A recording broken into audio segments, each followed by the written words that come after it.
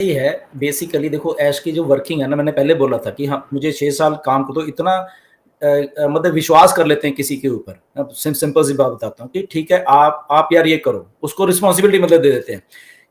ये वही आदमी कर सकता है जो खुद जिसका दिल साफ हो, ठीक है ना, कि ठीक है वो दूसरे को भी अपने जैसे ही समझता है कि यार अगर मैं ऐसा तो वो भी ऐसा ही होगा, राइट। तो 2020 में भी किसी ने ऐसे ही धोखा दिया था, राइट। एंड तब बहुत गुस्से में थे ऐसे, दिसंबर 2020 या 18 दिसंबर 2020 की बात है। हमारे योगिनी जी आप गए थे हैदराबाद ऑफिस, तब भी किसी ने पैसे लेके भाग गए थे। और सोचो मैं खुद हैरान था, सारा का सारा पैसे का कंट्रोल उसको दे रखा था उस बंदे को, राइट।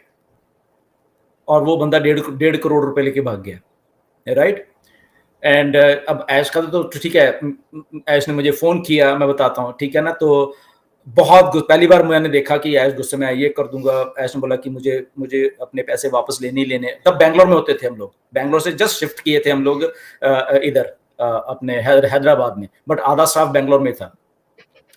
एंड तो बहुत गुस्से में ऐसे, ये मुझे ये करना है, वो करना है, वो करना है। तो मैंने जब देखा तो मैंने सबसे पहले ऐश को ये बोला, लगभग पौना घंटा मेरे से बात करते रहे। मैंने ऐश को एंड में ये बोला, मैंने कहा ऐश सबसे पहले तो मैंने आपको ऐसे देखा नहीं कि गुस्से में, आप प्लीज शांत हो जाइए, पहली बात। दूसरी बात, मैंने कहा आप सिस्टम को समझिए। मैंने एग्जैक्टली यही बातें बोली उनको। मैंने कहा मैं इंडियन हूं, मुझे मालूम है इंडिया में सिस्टम कैसे चलते हैं, राइट। आप ये सिस्टम भूल जाओ। कनाडा अमेरिका का जो सिस्टम एक ऑनेस्टी पे टिका हुआ है कि अगर सॉरी बोल दी तो सॉरी है यहाँ पे। हमने सॉरी बोल दिया है, छोड़ो क्या वो उतनी मैटर नहीं करती, राइट। हम लोग ऐसे लाइटली ले लेते उस सॉरी को, ओके। यहाँ पे वो चाहिए। मैं कहा ये वाला सिस्टम को आप छोड़ो, और जो आप जहाँ पे खो खुद ऑन पैसे को बना रहे उस सिस्टम को वहां पे समझो। वहां पे आपके स्टाफ की मेंटेलिटी को समझो कि जो आदमी 1.5 करोड़ रुपए लेके भागा वो क्यों भागा। पहली बात, आपका तो ट्रस्टेड था ना, आपने अगर उसको चाबियां दे रखी थी आपकी तिजोरी की, तो आपको तो ट्रस्टेड होगा। तो वो भागा क्यों? मैंने उनको ये बात बोली, मैं को भागा दैट मीन्स कुछ तो गड़बड़ हुई है, कुछ तो उसके दिमाग में कुछ ऐसा आया है कि नहीं यार ऐसा ऐसा ऐसा। तो मैंने एग्जैक्ट ऐश को एक बात बोली, मैंने कहा ऐश मैं इंडिया के सिस्टम को समझता हूँ। जो 1.5 करोड़ रुपया आप सोच रहे हो ना कि मैं उसके ऊपर ये कंप्लेंट कर दूंगा और पुलिस एक्शन लेगी, मैंने कहा आप भूल जाओ। जो 1.5 करोड़ रुपए लेगा ना, उसमें से वो 1 लाख रुपए निकालेगा और पुलिस को देगा और कुछ भी नहीं होगा उसको। ये बात मैंने बोली उनको। सोचो, मैं समझता हूँ मैं इंडिया के सिस्टम को, ओके। आप ये मतलब आपका 1.5 करोड़ वापस वो नहीं आएगा, वापस छोड़ दो, ठीक है। वो 1-2 लाख देगा, सिस्टम को खरीद लेगा, बात खत्म। ऐसे ही चलता है, प्रैक्टिकल है ये। मैं इंडिया में आम बात है ये। ऐसे मत आप सोचो कि आप पता नहीं ऐसे ले लो, नथिंग विल हैपन, आपका पैसा गया गया, ऐसे बल्ला बल्ला। मैंने कहा आपको क्या करना है, आप अपनी लीगैलिटीज को देखिए, ठीक है ना। आप अपने सिस्टम को देखिए कि कहां पे फ्लॉ है और उसके करके, और उसके बाद जो कुछ हुआ सबके सामने। थोड़ा बहुत और भी है, 1-2 लोगों को ऐश ने 7-8 महीने लग गए उनको, उन लोगों को निकालने के लिए। बाकी की भी कुछ लोग थे कर स्टोर। तो अभी जब नगमा ने बोला कि वो लिंक्स और वो, तो अब वो मॉनिटर करेंगे अपने सारे सिस्टम को। वो एक अलग से वो है कि मेरे ऑफिस में क्या चल रहा है, लाइव देख पाएंगे थ्रू वेरियस थिंग्स। उनकी वेबसाइट के में क्या चल रहा है, डेली के डेली वेबसाइट्स में क्या हो रहा है उनके, ओके। क्या कोई चेंज तो नहीं कर रहा, क्या कुछ ये तो नहीं कर रहा। डाटा डेली का डेली बैकअप और वो सारा कुछ रियल टाइम में रियल उनके मॉनिटर्स पे होगा।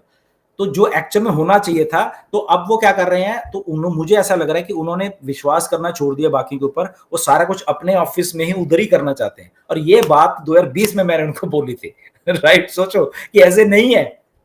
और आपको आज बात तो पहली बार बताता हूँ, मुझे क्या बोल रहे थे गुरसमिंदर, आप कनाडा छोड़ के क्या इंडिया जा सकते हो? मुझे आप संभालिए, आप जाइए प्लीज। मैंने कहा नहीं मैं नहीं जा सकता मैं इंडिया को छोड़ के तो कनाडा में आया हूँ राइट।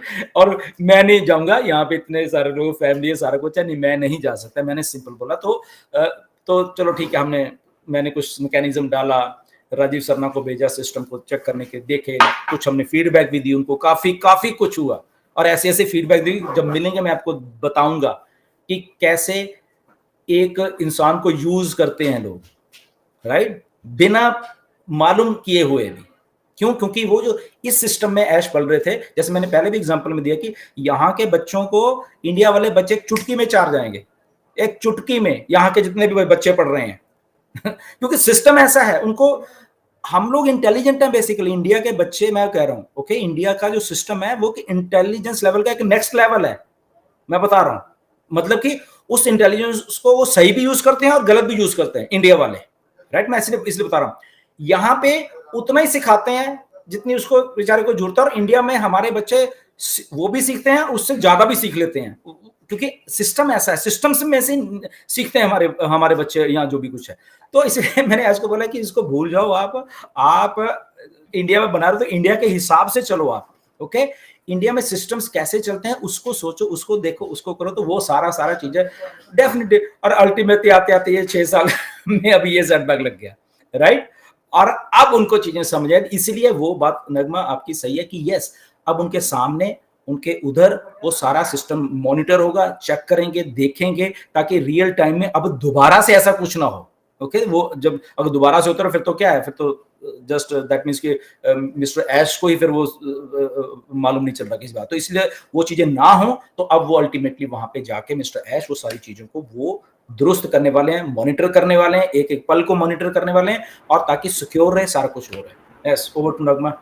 प्रवेश बैठे हुए हैं। Thank you so much sir. बिल्कुल, अब चलते हैं परवेश सर के पास। यस, वेलकम परवेश सर। दिनेश आए थे, दिनेश कहाँ चला गया? आया था, चला गया। हाँ, आए थे अभी, दिखाई नहीं दे रहे सर मुझे यहाँ पर। Yes yes Pravesh, welcome sir. Thank you so much Nagma ma'am for inviting me, and नमस्ते India, good morning Dhillon sir, नमस्ते संगीता मैम, और योगिनी मैम का आई थिंक नेटवर्क इशू था, तो नमस्ते योगिनी मैम। और सच में बहुत ही शानदार सेशन रहा, बहुत अच्छे तरीके से ढिल्लों सर ने हमारे बीच में इंफॉर्मेशन रखी। और सबसे पहले lots of congratulation sir for completing 6 year journey non passive, और आपकी जो लीडरशिप है, कमिटमेंट है, उसमें हमने बहुत कुछ सीखा है। आपका जो पेशेंस लेवल है उससे हमने भी बहुत कुछ सीखा है कि किस तरह से हम लाइफ चीज़ को पॉजिटिव, अगर उसका एक एस्पेक्ट को देखें तो लाइफ में आगे बढ़ सकते हैं, ग्रो कर सकते हैं।